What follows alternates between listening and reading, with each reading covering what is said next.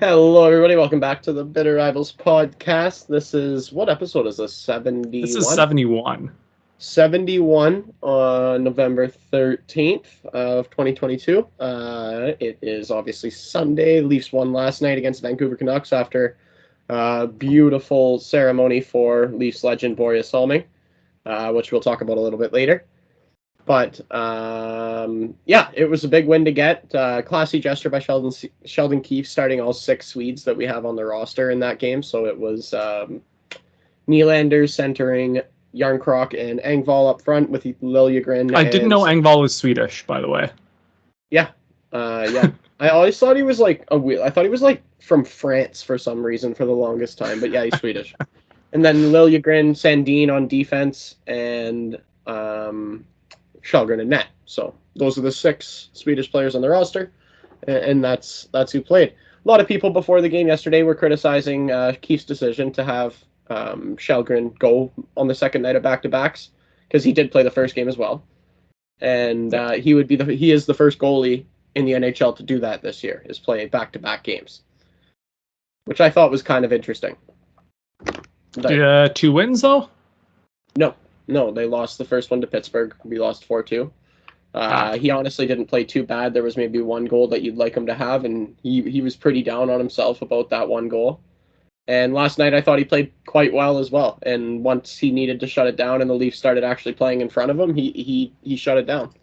And that's all you can ask out of a third-string AHL goaltender, right? Like that's what he is. He's behind Samsonov, Murray, maybe even Joseph Woll, who is hurt as well. So maybe even a fourth-string guy. Right? So I don't know, like people are having, first of all, we're second in the division and people are freaking out thinking that we're like in chaos. We're second in the division and we've played most of the season with our like third or fourth string goaltender. So I think we're going to be all right.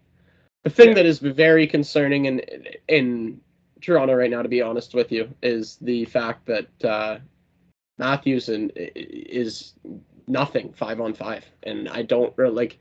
He's the same menace that he's always been on the power play, but 5-on-5, it's like he's a totally different person this year. I don't really know what's going on with him. It's a little bit concerning. Not gonna lie. Yeah, because his shooting percentage is still like in the mud, right? Yeah, his shooting percentage is still in the mud. I believe he only has 4 points 5-on-5 on the season, which is not what you want out of a 60-goal scoring MVP candidate. No. Like Hart Trophy winner last year. And like we're nearly a quarter of the way through the season here. Like you can't be running at like fucking like 4 or 5-on-5 points after almost 20 games. Yeah, no, that's not going to work. And I think in an effort to boost that, Keefe last night split Marner and Matthews up and gave John Tavares Mitch Marner and put Nylander on Matthews' wing, which from what I can tell, that's what all the fans want to see, is they want to see them two split up. Like, there's definitely, like, when I think of a great team, I don't know about you, I don't know if you've noticed this, when I think of great teams, it almost surprises you because their lineup changes all the time because they have players that are so dynamic and so diverse that you can slot them in different spots. Like, Marchand, Pastrnak, and Bergeron have been a line at times, but then there's times when they're not on a line, and they're elite on separate lines. But then there are those times where you can also pile it on, and put those three, like it's like a three-headed monster, right? When you have those three on one line. But on the other hand, you can divide the wealth up too in certain situations. So I don't know why the Leafs don't operate like that more often. Like, the lineup should be a lot more fluid than it is, and I understand chemistry is important, but there is none right now. Like, there's no like the power play has chemistry sometimes, but nobody else does. So I don't know. It's shocking because last year the Marner Matthews Bunting line was one of the best lines in the league.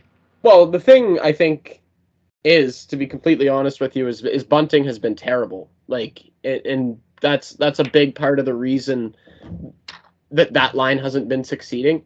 He hasn't really been able to stay on that line either. Like, they've tried Kerfoot there. Now they've done this switch up where they've completely torn the line apart, and Bunting's on the third line. Or no, I think actually last night they had Bunting running with Marner with Matthews and Nylander. But anyway, he's got to get going. He's got to do something. He's got to stop taking penalties, dumb penalties that he doesn't need to take, and he better start getting points. But do you know what? He also has 4 or 5-on-5 points. So, if you're going to complain about Michael Bunting, who makes like $1 million a year, why aren't you complaining about, if they're having the same production? And Matthews just doesn't look like he did last year, like just that dominant force. He looks like he's playing hurt. And if he is, he should just take a couple games off. But I don't think he is. I just don't think he's playing well, to be completely blunt. I think he's just not playing well right now. And it's kind of hard to swallow. So, how does Sheldon Keefe fix that? Because you can't just shred him, because he'd probably lose him and the room if you do that. Well, I think that's what he's trying to do right now. Is he's trying to bolster that his 5-on-5 play anyway by giving him a guy like William Nylander, who to me is one of the Leafs' strongest 5-on-5 players. William Nylander. He's don't get me wrong. He's obviously somebody you want on your power play as well. But I'm just saying. Yeah. He seems to create a lot 5-on-5. He just, the way that he plays the game is very well suited for 5-on-5 when guys are tight to him and not giving him a lot of room. That's when he makes his best plays, in my opinion, and finds the most space and creates the most space himself. So I think that's an attempt to get Matthews going, is to give him Nylander. I think him and Nylander had great chemistry in Matthews' first year, which was, I know, like 5-6 years ago now, but still, I think that's probably the idea there, and I think it's a good idea. So, anyway, if there is something to complain about, as you know, Leaf fans will complain about it, and that was what I was doing. Even if there's nothing to complain about, they'll still complain about something. Yeah, even though we're doing fantastic. Jordy Ben last night had a goal, first game as a Maple Leaf. He scores. It was unbelievable. TJ Brody was scratched. A lot of people, I think people were a little bit confused. The day before, Sheldon Keefe said that he was day-to-day, so I'm imagining he was just nursing an injury. Oh, yeah. But the actual game sheet said healthy scratch. So people were trying he was probably an unhealthy scratch. Exactly. Just banged up, take a game off. Jordy Ben's healthy. Let's get him in here for a game. And we're playing Vancouver. It's not like we're playing a good hockey team. Vancouver's terrible. Yeah. Also, I know you guys played the Penguins yesterday. Did they beat you? We won in overtime. You said you won all your games, eh? Yeah, we won all 3 this week. Yeah. Sidney Crosby's still so good. Okay. I know Sidney Crosby's great, but in 2 games so far against the Penguins this season, Caden Gooley has played like 90% of his minutes against Sidney Crosby in those games, and Crosby has 0 points, 0 shots on net. That is stupid from a fucking 20-year-old. Well, that's ridiculous. Yeah. Well, Caden Gooley's fucking, he's the guy. Well, I don't think you can make that determination yet. That's you simply can't, because he's probably not the guy. He played really well against Sidney Crosby for 2 games.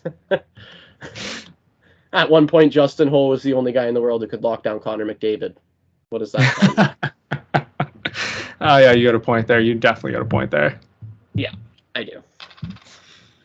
But anyway, Justin Holl, actually, if we're being honest, hasn't been too terrible. He hasn't made as many glaring mistakes as he did nearing the start of the year. There, that was bad. He had a bad stretch. Yeah, there was that here's one the thing. shift that he couldn't have played much worse than that, right? Yeah, but he seems to have cleaned up his act a little bit, at least, which is nice to see. He's moving the puck a little bit more clean. He's making better decisions with the puck, so you really love to see it, because it was really starting to look pretty bleak, to be honest. Yeah. Jordy Ben played great last night. Really missed TJ Brody, though, and it was very, very obvious that he wasn't playing. You could just feel it. Yeah. That's all I have to say about the actual hockey from this week, so I'll let you get to some actual hockey from this week. Yes, the Habs, like I said, won our 3 games. We beat the Red Wings on Tuesday in a shootout, slapped the Canucks on Wednesday, and then beat the Penguins in overtime last night. For all the shit I talked about him last week and in our group, Mike Hoffman scored 4 goals this week, including the OT winner last night and 2 in Detroit. So I'm hoping that's kind of boosting his trade value. Because I don't mean to be a dickhead here, but he's not a future Canadian. Like, he's not someone who's going to be around for a while. The plan is to hopefully he plays well, boost his trade value, and we flip him before the deadline. Yeah. Jake Allen and Sam Montembeault continue to play ridiculously well in net for the situation that they're in. With 3, sometimes 4 rookies in the lineup on defense, like, they've been holding the fort down. And that first line of Caulfield, Suzuki, and Doc is just fucking rolling, Abe. They are on fire. Yeah, it looks like a pretty good deal picking up Doc right now, doesn't it? Yeah, and I love Alex Romanov, don't get me wrong, but like, this was a fucking... The Habs are right now winning this trade by a mile. Yeah. Romanov was a good young piece, but yeah, I hear you. Yeah. I hear you completely, loud and clear. All right. I'll do a couple fill in the blanks. Yeah, let's get to the fill in the blanks, and then we can, yeah. All right, let's do it. All right. So, losing Evander Kane is blank for the Oilers. Obviously had the really, really grim wrist injury there. Yeah, that was a tough one to see, honestly. It was scary. Even if you don't like the guy, you hate to see that happen to anybody. Was it stepped on or just... It was, like, skated over. Yeah, and according to him, it, like, severed arteries, nerves, like, it cut right down to the bone, like, muscles. All of those things. Yeah, like, but he was able to move it, and he said that kind of gave him comfort as he was running to the locker room to try and get bleeding out. Like, as he was running, like, he was putting pressure on it, because that's what you're supposed to do when you have a cut. And he was able to move his fingers, and he was like, oh, thank God. Like, he was very, very scared that he was going to be done. Like, he wasn't going to be able to move his hand. Oh, yeah. And he was going to lose all feeling in it. But what is that for the Oilers? That is a very... Like, he's been one of their best players all year. Like, it's been him, Draisaitl, and McDavid. So, that hurts a lot if you're an Edmonton Oiler. Like... And if you're a fan of that team, because, again, like I say, opinions of the guy can be whatever you want them to be. I don't personally like the guy, but I can't argue the fact that he's an effective hockey player. And he has been, to start this year, a very effective hockey player. And to lose him for, 4 to 6 months? Pretty much, yeah. Oh, man. Like, there's no way that doesn't hurt your team. And, like, you know what I mean? The Oilers, the one thing they've been missing for the last couple of years has been secondary scoring. So they're fine with McDavid and Draisaitl, but they've got nobody else scoring after that. And that's been what Evander Kane's done this last season, is be that secondary scoring on the lower lines. Don't have to play with McDavid or Draisaitl. And so now you lose that.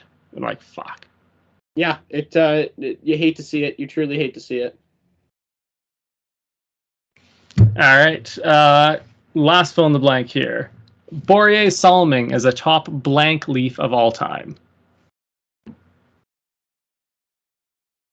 So the thing about the Toronto Maple Leafs, if it like, when compared to a lot of other organizations, we don't have that many, like, legends, if that makes it. Like, compared to, considering how old of a franchise we are, like, compared to even the New York Rangers or Montreal, which is the most comparable franchise, obviously, the Canadiens. Yeah. We don't have the Lafleur, the Maurice Richard, the Jean Beliveaus, the Ken Drydens, the Jacques Plants. Like, that's just not something, Yeah. We've got guys like Daryl Sittler, Borje also. So let me ask, before we do this, like, if he's not the top leaf of all time, if he's not the best leaf of all time, who is, in your opinion? Greatest leaf of all time. I don't think he is yet, but I think Austin Matthews will be. Okay, so until Matthews is retired, we're not going to count him in this conversation. So let just anyone retired. Probably two names come to mind immediately, and they're Wendell Clark and Doug Gilmour. Those are two names that come immediately. Borje Salming is obviously up there, and it's not only his contributions on the ice, his contributions off the ice of starting the European invasion and being the first European player to play in the National Hockey League. That's not only great for the Toronto Maple Leafs, that was great for the entire National Hockey League, right? Like, that was great. That was great for the sport of hockey. And yeah, even if you're just talking about his on ice presence, he's definitely a top 5 Leaf of all time. But when you take those things into an account, like, he's a Mount Rushmore guy, I would say, for sure. The Toronto Maple Leafs, absolutely. You think of other names that you think of, Mount Rushmore guys. So probably Sittler, Gilmour, Wendell Clark, and Borje Salming. Honorable mention to guys like Pete Mahovlich, Tim Horton, Bill Barilko, Matt Sundin. Matt Sundin's in that conversation. Who knows? I've always said I don't like him, but fuck, man, he was so good. Matt Sundin's definitely a part of that conversation. An elite centerman, big power forward, Swedish guy, hard shot, always been a great leader. Matt Sundin for you. Yeah. I think by the end of their careers, we're going to have some conversations to be had about Austin Matthews and maybe even John Tavares, though. No Mitch Marner in there? No, not yet. I think that would be the next guy, yeah. Like, everybody knows the pecking order in Toronto, seriously. Yeah. Like, everybody knows it. But just because this is where the question takes us, the fill in the blank. Yeah, that's ceremony. First of all, bringing him out for the Hall of Fame game on Friday with against Pittsburgh. That was an absolutely beautiful moment. Yeah. Not a dry eye in the house when Daryl Sittler raised Borje Salming's arm to wave at the Toronto crowd, and when he started crying, like, it was so emotional. And then last night was the actual, like, that was just for the Hall of Fame game. And to see him there was great. But then we had an actual ceremony for him specifically last night. And that was a tearjerker. It was absolutely beautiful. Like, the Leafs nailed it. It was perfect. Yeah. And like I said, Sheldon Keefe starting that 6-man lineup of all Swedes was a fantastic gesture. Honestly, this is something that I thought of after. I thought would have been fantastic. They should have had, like, you're telling me you can't find somebody in Toronto that can just come in and sing the Swedish national anthem? Oh, they definitely could have, for sure. Like, I think they should have done that. I think that would have been a great touch. Yeah. I really do. They didn't. Maybe they didn't think of it. Maybe the logistics behind it were a little. Maybe you can't even do that. I don't know. But no, I thought it was already beautiful. That would have been a very nice touch to it. Yeah, and they won last night. In you could see some of the Swedes had an extra little jump in their step. That's for sure. Speaking of Swedes, the Hall of Fame is just filled with them, eh? Oh yeah. Like, there have been some really elite Swedish hockey players. There's 3 or 4 in this year's induction class alone. Yeah, so we got Alfredson and the Sedins, I thought. Yeah, there might have been one more, but I'm remembering that wrong. I thought there were 4. I don't think so. It's Herb Carnegie, which also a fantastic induction. Finally, yeah. Posthumously, I forget. I can't say that word. I've never been able. Yeah, that's fine. You tried. I tried my best. And I forget her name, but it was I believe it's a Finnish defenseman. Was also inducted. I'm sorry, I'm bad with names. I'm trying to get it up right now. Sulev, maybe? Riikka Salainen, that's who it was. And obviously, last and definitely not least, and definitely the most personality, Bobby Lou, Roberto Luongo. Legend. Absolute legend. Love him to bits. Top 3 goaltender all time, for sure. That's a spicy take, Ave. Top 3 goaltender all time.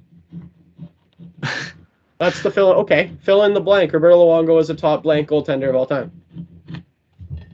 Okay, so he falls no lower than 10, but I'm gonna have to like talk this out to work out where he falls in there. But he's definitely top 10. Top 10. Okay. Oh, no, like definitely 10. And I'm gonna have to like talk my way into like where he falls here. So for me, best goalie of all time is Marty Brodeur, no questions asked. So one is not Roberto Luongo. 2, I'm probably running Patrick Roy, probably. There's 2. I'm gonna go Ken Dryden at 3.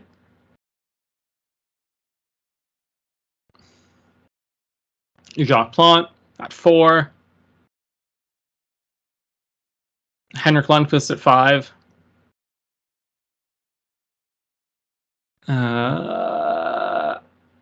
No, Dominic Hasek at 5. Lundqvist at 6.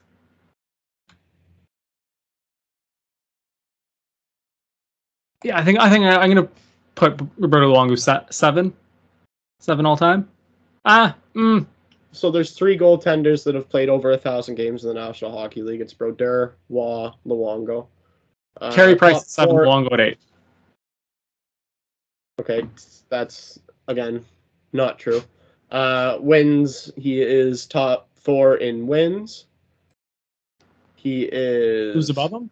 7 in save percentage. Who is above him in wins? We have Martin Brodeur, Patrick Roy, Marc-Andre Fleury. Oh fuck yeah, I gotta throw Fleury in there too. Yeah, let's go save percentage. Save percentage career. Hasek, Dryden, Rask, Bishop, Thomas, Roman Cechmanek, who only played 212 games. So we're going to not count him. And then Roberto Luongo at 7. Let's go goals against average. Oh, yeah, I forgot the defense in Vancouver sucked for like 15 years. Sorry, Bieksa. Yeah, like who played defense for the Canucks besides Kevin Bieksa in that era? Nobody. I actually remember some guys. Sammy Salo was one of them. Alex Edler was an elite defender at that point in time. Willie Mitchell. Yeah, Willie Mitchell. Well, they had some decent guys back then. Like literally, like those names. I don't mean any disrespect. That is like the most bang average defense core of all time. When you mix that with a forward group that consists of the Sedin twins, though, Kessler and Kessler, Alex Burrows, pretty good, not bad. Anyway, I for me, Bobby, it goes Luongo, or it goes Brodeur, Waugh, Luongo for me. That's like that's the order. That's just wild to me. It's just. We're not only talking about what he's done in the National Hockey League, but the guy also won our country like 2 gold medals. So that I take into account. And I also got to watch him win our country 2 gold medals, which is awesome to me. And he's got so many wins. He played in the league for so long. He was an elite goaltender for so long. He was a captain in the league, which I can't say the same for a lot of goaltenders. I think he's a top 3 goaltender ever. I can't disagree with you. I can't argue like your thoughts there, but I completely disagree. I think there's a couple of goaltenders that I named there that are just, and no disrespect to him, saying that he's the 8th best goalie of all time. That's no slight on him at all. I think you're just a little Habs biased. It's okay. No, but you had Jacques Plante and Ken Dryden in there. Yeah, because those are 2 of the best goalies of all time, Ave. Not ahead of Roberto Luongo. 100% ahead of Roberto Luongo. No, not even close. Anyway, we can argue about this all day. Literally. Oh, I just watched Russell Wilson get popped on Red Zone. That was the best. Anyway, is there anything, any other fill in the blanks? No way. We only had the 2, and we kind of added a third one there with Bobby Lou. Yeah, I think that was it for fill in the blanks. Okay. We Is just there have anything else around the league we want to talk about? Well, we got to the Evander Kane injury. Let's talk about actually. There's something that needs to be addressed. There's some teams that a lot of like the NHL's been so streaky this year. I find like Colorado, Calgary out of the gate was hot. Like they were really, really good out of the gate. Kadri looked like the best free agent signing since John Tavares, and and yeah, they've lost like 8 straight games, dude. Or did they win last night? According to NHL.com, their win streak is 1, so they did win their last game. So yeah, okay. So I think they won last night. It was 7 before that. Like straight L's. That's the most. They only have 6 losses this year, Abe. So you're telling me they were 6-0-2 and then or 5-0-2 and then lost 6 straight? Yeah. No. Well. No, they definitely lost 7 straight. So maybe one of them. They literally only. They only have. How many times have they lost in overtime? Oh, sorry. Okay, 2 OT losses. Yeah. So, yeah, they started the season like 4-0, I think, and then just took a shit, for lack of a better term. Yeah. So that and what's going on in there were Fire Lindy chants in New Jersey like less than a month ago. Fire Lindy Ruff, head coach Lindy Ruff. Yeah. They were chanting "Sorry, Lindy" last night because they've won like 7 straight games. It's 9 actually. 9 straight games. Sorry, 9 straight games. The New Jersey Devils have won. So they were 3-3-0, and now they're on a 9-game winning streak to be 12-3. That's crazy. Pittsburgh went on like an 8-game slide. Yeah. Like, it's just, I don't understand what's happening. I think what it is the league's a lot more competitive this year. We're getting a lot closer hockey. Now, do you think that's worse teams playing up or better teams playing worse? Well, I think it's a lot of the big boys having to shed, like, a lot of change, first of all. Like, there was a lot of change in Florida. Yeah. Colorado lost a few guys, a few players. Tampa Bay lost a few players. Toronto lost a few players. And Ottawa got better. Detroit got better. Buffalo got better. Ottawa's still in the basement of the division, by the way. Yeah, I know they are. They're still dog water, but they're so bad. That doesn't support what I'm trying to say right now, so I'm gonna leave that narrative out of it. No, I'm just saying that a lot of like there are still some dog water teams, but like it feels as if there's way less dog water teams this year. And the teams that I think a lot of people thought were going to be dog water aren't as dog water as people thought. The Montreal Canadiens. Exactly, the Habs. That's a perfect example. We're 8-6-1 after 15 games. Yeah, I don't think a lot of people anticipated that. No, it took us till the end of December to get 7 wins last year. Exactly. Like, yeah, that's so bad. That's very bad. And yeah, injuries happen. The Leafs have been, like I said, playing on a third-string goaltender without Jake Muzzin. So what are you going to do? It is what it is. Got to roll with the punches, find some chemistry. Austin Matthews has to start scoring points 5-on-5. These are the things that need to happen. It's like, realistically, how long do you think Matthews is going to be in this slump? He's too good for it to last that long. You know what I mean? Oh, 100%. But, like, do you think this is something like... So they played 16 games now. So you think by game 25 he's going to be, like, back to normal? You would hope so. I don't know. It's kind of unprecedented. So, you know what I mean? Yeah. This is the first time he's really been shit, right? Well, and he's got like 4 or 5 goals in his last 5 or 6 games. He just doesn't look like himself. Like, he's still scoring. He's still getting points. He's still ripping pucks on the power play. The goal he scored last night, nobody's stopping that. It's an absolute rocket. Yeah. Like, it's just... he's such a big, heavy, dominant figure that when he doesn't play like it and he starts playing like fucking Pierre Engvall, it frustrates you. It just does, and there's no way around that. You just want to see him dominate like he can, because you've seen it before. You know, and when he's limited to just ripping pucks on the power play, like, no offense, but like an old guy like Ovechkin is kind of limited to right now. Like, I'm not saying Ovechkin in his prime. Ovechkin in his prime was like a one-man wrecking crew. He would literally skate around the ice and just throw guys through the boards. And every time he'd get into a fight, he'd knock your teeth clean back, like down your throat. Like, that's, I'm talking like Ovi now. And I don't want to see Austin Matthews be limited to being the same thing as a 38-year-old goal scorer. You know what I mean? I want him to be the old Ovi, because that's what he can be and has been before. You know? Maybe not a fighter, but he can throw his 230-pound frame around. You know? So that's what I feel like he forgets he's 6'3"? 6'3", 220, 230, like, it's just a unit, and he's so fast and strong. Like, it's a strong 6'3", 6'2". Like, it's a big boy. So we'd like to see him use that, obviously, more often than he has been, but we'll see. I'm sure he will. Like you said, probably you'd like to see by the quarter way mark. So maybe in the next 3-4 games, by the 20-25 game mark. Come on, man. Like, you got to be better. So, yeah.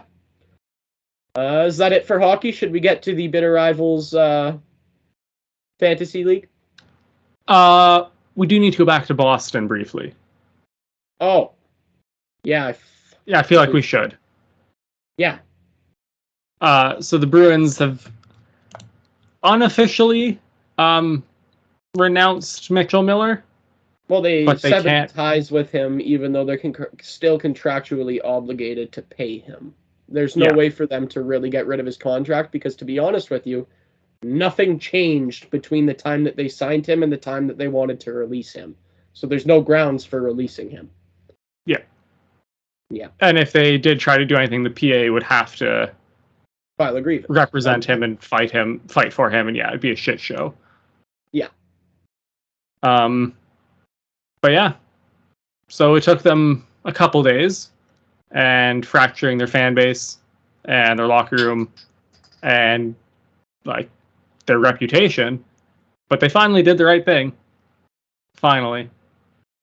Just what an ugly thing to, like, what an ugly chapter for the organization. And I don't know if you were able to read the letter penned by the victim. Oh, fuck. That was tough. It was hard to read, yeah. Very, very hard to read. And, Mitchell Miller should never get a chance to play in the National Hockey League. You know, I did see one tweet that I do kind of agree with, though. They're like, he should get one NHL game when they play the Rangers, and you feed him to Ryan Reeves. I would stand by that. That I could. That would be the only scenario. That I could get behind. You're right. Yeah, you just feed him to Ryan Reeves, let Ryan Reeves fucking destroy him in the middle of Madison Square Garden, and then he never touches the ice again. No.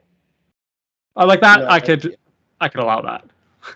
On a serious note, though, he does not deserve the opportunity to play in the National Hockey League. Like, all jokes he doesn't deserve the opportunity to play in a fucking beer league. He's that's the last thing, the person you want the least to be a part of the game. Yeah, right? 100%. Is somebody who treats people like that. So, yeah. Pardon my French, but fuck him is end of that conversation, to be completely honest with you. He's no time for people like that. Absolutely none. I genuinely hope that this is the last time we ever have to mention his name again. I think teams have learned their lesson. Look at what happened there. Like, that was, I don't think anybody's gonna do that to themselves. I think they see what that can do to your organization, because like, that is the interesting part for me. Like, the crazy part for me was Cam Neely coming out and saying, like, our vetting process, like, I don't know why it wasn't followed. Like, I don't know why the victim or his family weren't contacted about this. Like, what do you... That's like the first person you should be calling, Cam. Yeah. Like, you personally should be calling. Like, you're the president of hockey operations, man. And they'll sit there and they're gonna like internally be like, oh, like who's to blame? And they'll fucking blame everyone but themselves for being fucking idiots. Yeah, Don Sweeney and Cam Neely are the two people that are to blame for that entire debacle. Because the thing is that they admitted that they researched it since August and still came to the conclusion that it was a good idea. Like one of the things Sweeney said is like, oh, like new information came out. I was like, no, all of the information that we had already. There. Yeah, it was already there. We knew the whole story. So you just didn't do enough research, is what you're saying. Yeah. Well, either that or researching it since August. Well, it's so either they did the research, or they didn't do any research, or they did the research and didn't care. Take your pick. Yeah, like pick your poison on that. Both of them would make you incompetent. Yeah. Yeah. Anyway, that's enough about him. We don't need to talk about him anymore. No. It is time for a Bitter Rivals Fantasy League update, though. Yeah. Let's do that. Let's get this over with. My girlfriend's kicking my ass this week. Is she actually? Yeah. Oh my god, if she's fucking slapped me by like 100 points. Yeah. Yeah, I'm getting absolutely lit up right now. So, in first place, and she has garnered the most points on the season overall, is No Regretskis, which is Michaela, who is beating me this week by, like Catano said, almost 100 points. So she is no longer undefeated, though. Shout out to Flams for beating her last week. Yeah, I'm going to wave the white flag on this one, I think. What else do we got cooking? Looks like the old fucks and boats and hosas. This is a tight week, me and fucking Lucas here. Well, I would say you've got this one in the bag. You've got four games remaining to his one, and you also are winning currently by 14 points. So you'll be fine. You've won that. No, the whole week was a very close week. That's what I mean by that. It was tight. Yeah, nice tight, good matchup. Yeah, Leafs and Bounds versus North Korea. So, like, here's the thing, dude. I have 297 points. I would probably beat most of the league this week. Like, I hate that. Every week I just get somebody literally goes full hero mode and plays unbelievable against me every week. It drives me nuts. Was last week me and you played? Yeah, on the first opening night, Tage Thompson puts up fucking 3 goals, 3 assists. 6 points plus 8. Like, unbelievable. Yeah. But Leafs and Bounds North Korea is a relatively tight one. I'd like to see how that finishes. I'm interested there. Flams versus Emond is not as tight. Emond is killing him right now by over 100 points. That's a rough week for the boss. Points. And Jaeger Bombs versus Williams top team. Please, that's Lord, tell me Willie forgot to set his lineup this week, because that is a pitiful amount of points. And if he didn't, he should probably reevaluate his strategy. Pardon? I said, oh my god, Willie. That's... Actually, Flams has less.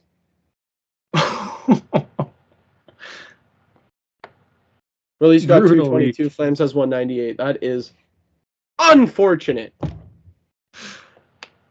Very unfortunate. Anyway. So yeah. It's going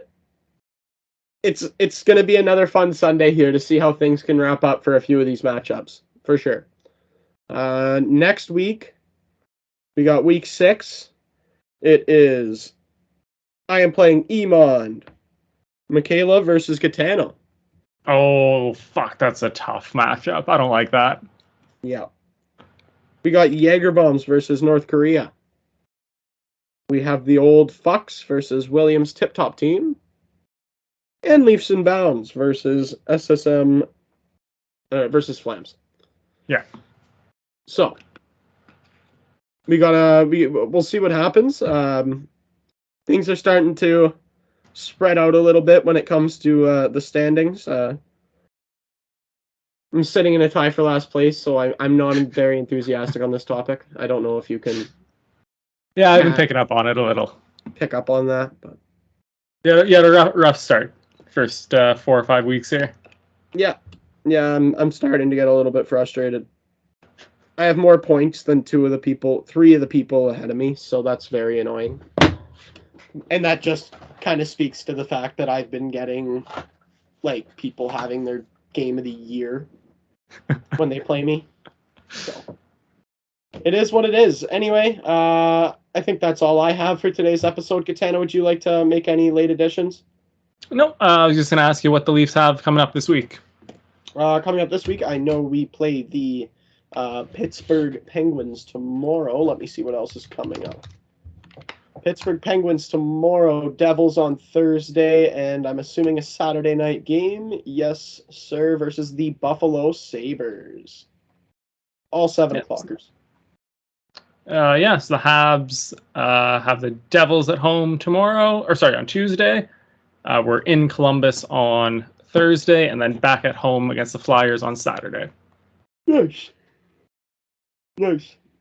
Also, I'd just like to add it because we can at this point. Shout out to Veterans Remembrance Day is always something that is very important to me every year. So I just wanted to give a quick little shout out there, even though it is not currently Remembrance Day.